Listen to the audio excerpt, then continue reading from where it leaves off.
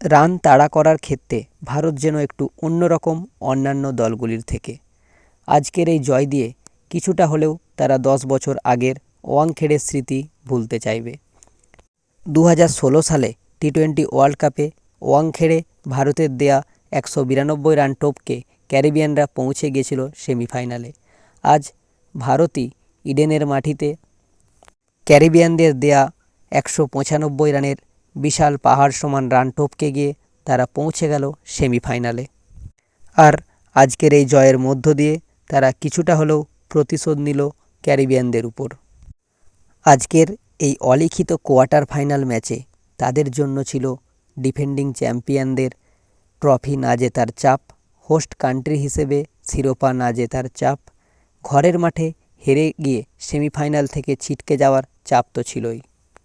কিন্তু ভারত তো ভারতই হয়, কিভাবে খেলার মাঠে চাপ সামলে বিপক্ষ দলের থেকে জয় ছিনিয়ে আনতে হয়, আজ সেটাই করে দেখালো ইডেনের মাটিতে। শুরুর দিকে পাওয়ার প্লের মধ্যে তারা 2 উইকেট হারিয়ে ফেললেও তাদের আস্কিং রেট কখনোই তাদের উপর চেপে বসতে দেয়নি। খেলা যত গড়িয়েছে সাথে তাদের উইকেট গিয়েছে, কিন্তু তারা তাদের প্রয়োজনীয় আস্কিং রান রেট সেটাকে তারা সবসময় বজায় রেখেছে। এর ফলে তারা তাদের জয়ের পথকে আরও সুগম করে তুলেছে। তবে বিশেষ করে সঞ্জু স্যামসন ও তিলক ভার্মার 13 ওভারে 17 রান ও 14 ওভারে 15 রান নিয়ে এই 2 ওভার মিলে যেই 32 রান তারা সংগ্রহ করেছিল, এই 2 ওভারে 32 রান করার মধ্য দিয়েই ভারত তাদের জয়ের জন্য যে পথটা সেই পথটা আরও সুগম করে তোলে। তারপর হার্দিক এসে ভারতকে আরও জয়ের কাছাকাছি কিছুটা পৌঁছে দেয়।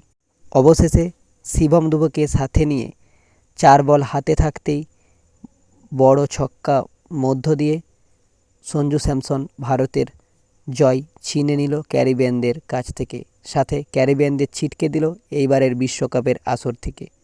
আর এর মধ্য দিয়েই ভারত কেটে নিল সেমিফাইনালের টিকিট। আজকের এই জয়ের মধ্য দিয়ে ভারত প্রমাণ করল কেন তারা বিশ্বসেরা টি-20 ফরম্যাটে।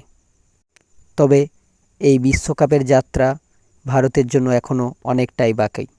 আগামী 5ই মার্চ তারা মুম্বাইয়ের ওয়াংখেড়ে স্টেডিয়ামে ইংল্যান্ডের বিরুদ্ধে সেকেন্ড সেমিফাইনাল খেলবে। ভারতের জন্য আগাম শুভেচ্ছা রইল। আপনার কি মনে হয়, ভারত কি জিততে পারবে 5ই মার্চের সেমিফাইনাল? ইংল্যান্ডকে হারিয়ে ভারত কি যেতে পারবে ফাইনালে? অবশ্যই জানাবেন কমেন্ট বক্সে।